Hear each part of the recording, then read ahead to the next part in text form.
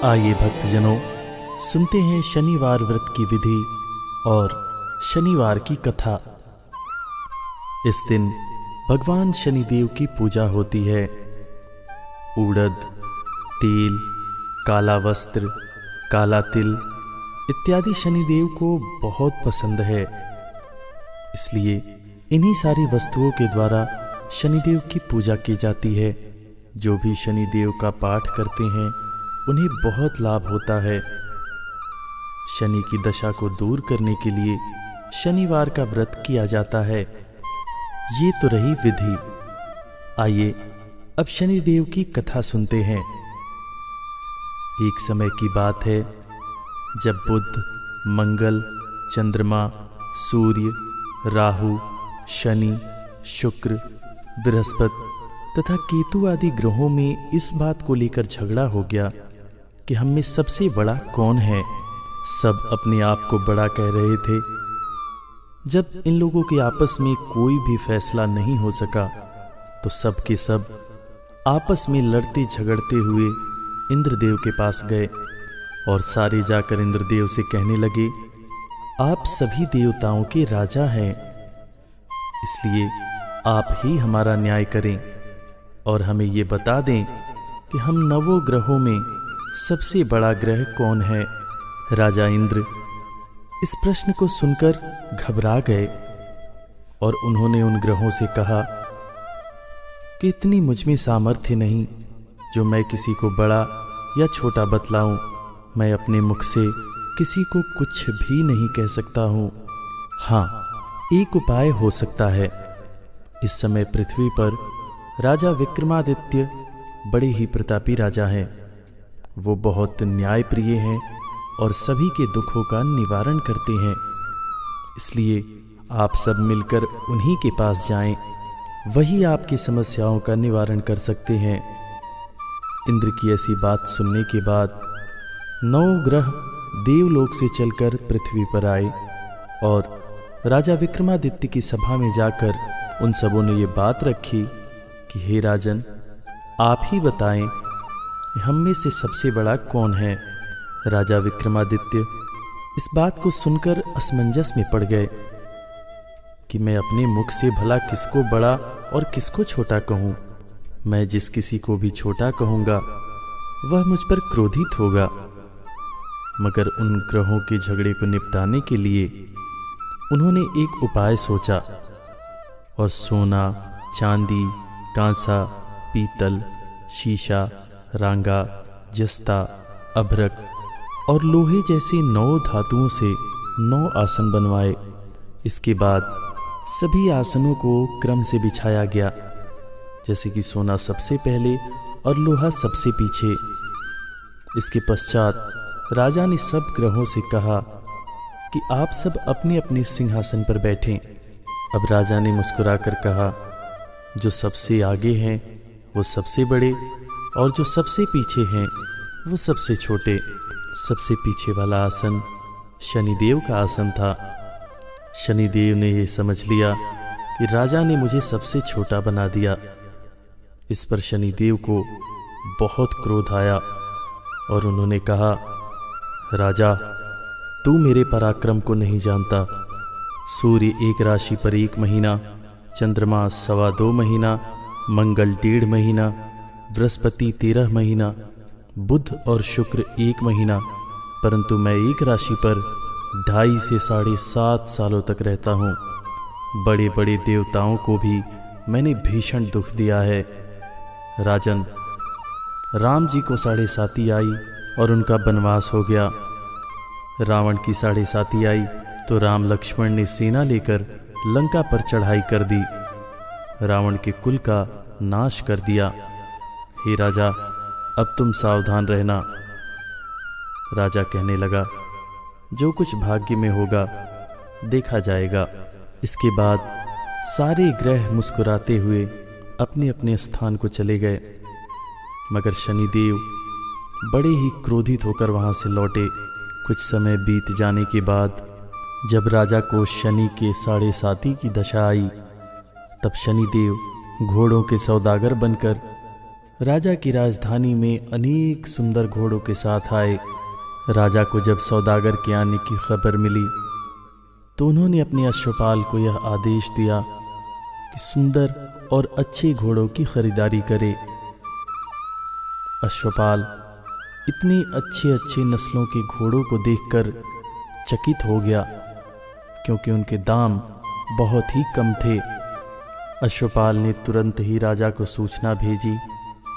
राजा तुरंत ही उस सौदागर के पास आए और एक अच्छा सा घोड़ा देखकर उसकी सवारी के लिए उसके ऊपर बैठे। राजा जैसे ही बैठे वो घोड़ा जोर से भागा और राजा को ले जाकर एक सुनसान बियाबान जंगल में छोड़कर अंतर्ध्यान हो गया। राजा जंगल में अकेले भूखे प्यासे भटकते रहे। थोड़ी देर बाद उनको एक ग्वाला दिखा।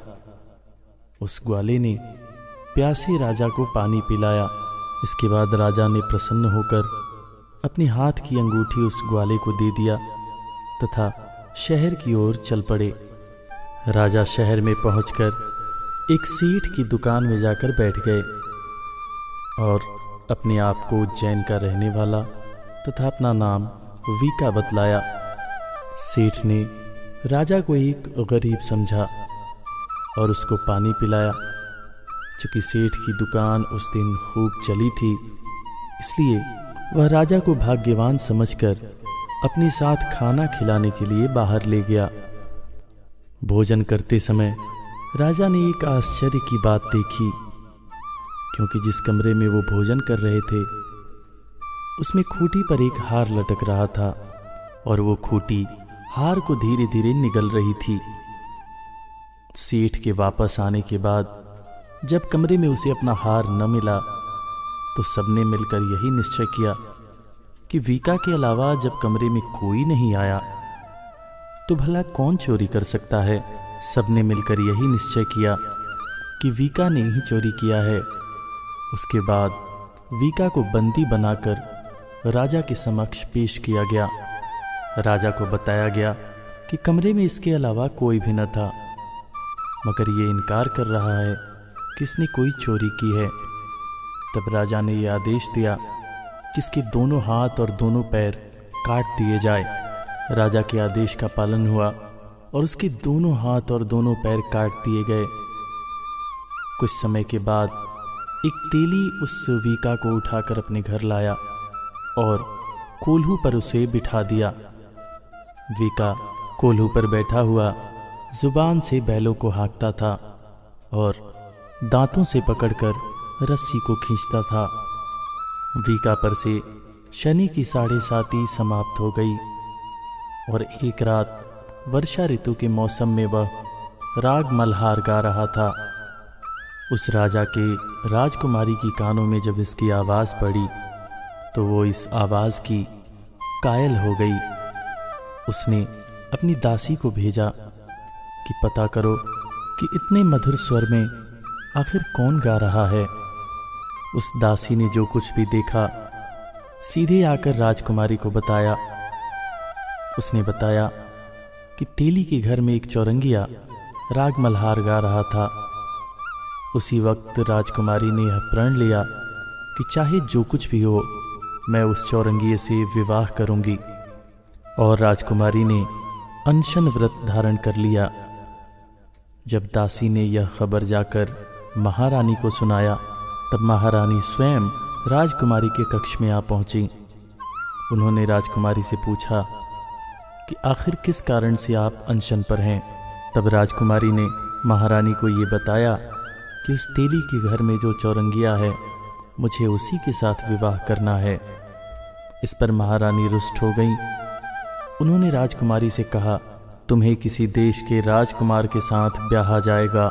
मगर राजकुमारी ने साफ शब्दों में कह दिया कि वह किसी भी कीमत पर अपना प्रण नहीं तोड़ेंगी। तब महारानी ने जाकर यह बात राजा को बताई। राजा ने आकर राजकुमारी को समझाया कि मैं अपनी दूत भेजकर तुम्हारे लिए सुयोग्य वर का चयन करूंगा। तुम्हें तो उस चौरंगिये के बारे में सोचना भी नहीं चाहिए। इस पर राजकुमारी ने कहा, हे पिताजी, चाहे मेरे प्राण क्यों न चले जाएं, मैं किसी और के बारे में सोच भी नहीं सकती हूँ। तब राजा क्रोधित हो गए और उन्होंने कहा, ठीक है, जब तुम्हारे भाग्य में ऐसा ही लिखा है तो तेरे जो जी में आए तू कर। उसके बाद राजा ने उस तेली को बुलाया और कहा कि तेरे घर में जो चौरंगिया है, मैं अपनी कन्या उसके साथ ब्याहना चाहता हूँ। तेली ने घबरा कर कहा, हे महाराज, आप ठहरे राजा महाराजा और मैं कहाँ गरीब तेली, आप मुझ नीच के घर अपनी कन्या क्यों ब्याहना चाहते हैं। तब राजा ने कहा, तकदीर के लिखे को कोई नहीं टाल सकता। राजा ने तोरण और वंदनवार से अपने घर को सजाकर उस तेली के घर उस चौरंगिये से अपनी राजकुमारी की शादी कर दिया। चौरंगिया राजा विक्रमादित्य और राजकुमारी जब रात को महल में सो रहे थे, तब शनिदेव ने राजा विक्रमादित्य को स्वप्न दिखाया और कहा, राजन, तुमने मुझे छोटा बताकर कितना दुख उठाया। राजा ने शनिदेव से क्षमा प्रार्थना की।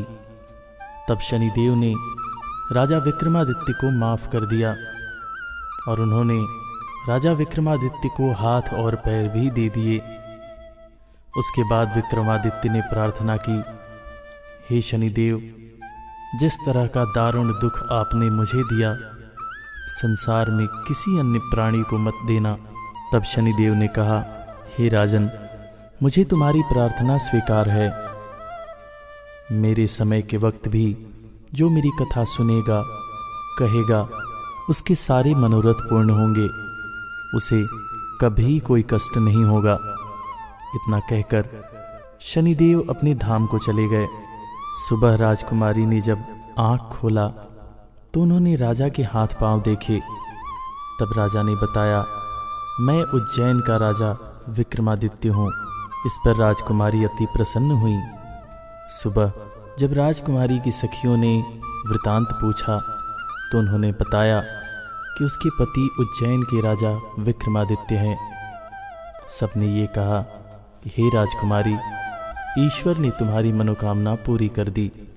जब उस सेठ को पता लगा तो वह विक्रमादित्य के चरणों में गिरकर माफ़ी मांगने लगा।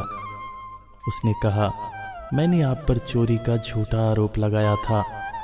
तब विक्रमादित्य ने कहा, सेठ, यह तुम्हारा दोष नहीं, मेरे ऊपर शनिदेव का कोप था और इसी वजह से मुझे तमाम दुख प्राप्त हुए। आप अपने घर जाएं और अपना काम करें। मगर सेठ ने कहा, हे राजन, मुझे सुकून तभी मिलेगा जब आप मेरे घर चलकर भोजन करेंगे। राजा विक्रमादित्य ने कहा, ठीक है, जैसी तुम्हारी मर्जी। इसके बाद सेठ ने राजा विक्रमादित्य को आदर सहित बुलाया और अपने घर पर भोजन कराया। राजा विक्रमादित्य जिस वक्त भोजन कर रहे थे, उस वक्त जिस खूंटी ने हार को निगल लिया था, उसी खूंटी ने हार को धीरे धीरे बाहर निकालना शुरू कर दिया। इसके बाद सेठ ने अपनी पुत्री का विवाह राजा विक्रमादित्य के साथ कर दिया। राजा विक्रमादित्य ने उज्जैन जाने की इच्छा जताई और कुछ दिनों बाद राजकुमारी मनभावनी, सेठ की कन्या श्रीकंवरी तथा दोनों कुलों से मिले दहेज को लेकर घोड़े गाड़ी पर सवार होकर राजा विक्रमादित्य उज्जैन पहुँचे। उज्जैन पहुँचने से पहले उज्जैन की सारी प्रजा ने खड़े होकर अपने राजा का स्वागत किया। पूरे शहर में अनेक महोत्सवों का आयोजन किया गया तथा रात को घी के दिए जलाए गए। राजा विक्रमादित्य ने यह घोषणा की कि शनिदेव सर्वोपरि हैं। उसके बाद वहीं से शनिवार को हर रोज शनिदेव की पूजा की परंपरा चली आ रही है। राजा विक्रमादित्य तथा उनकी पूरी प्रजा ने सभी सुख भोगे। जो कोई भी शनिवार की इस कथा को पढ़ता है, सुनता है, मनन करता है, उसके सारे दुख कट जाते हैं और वो अपने जीवन काल में सदा सुखी रहता है।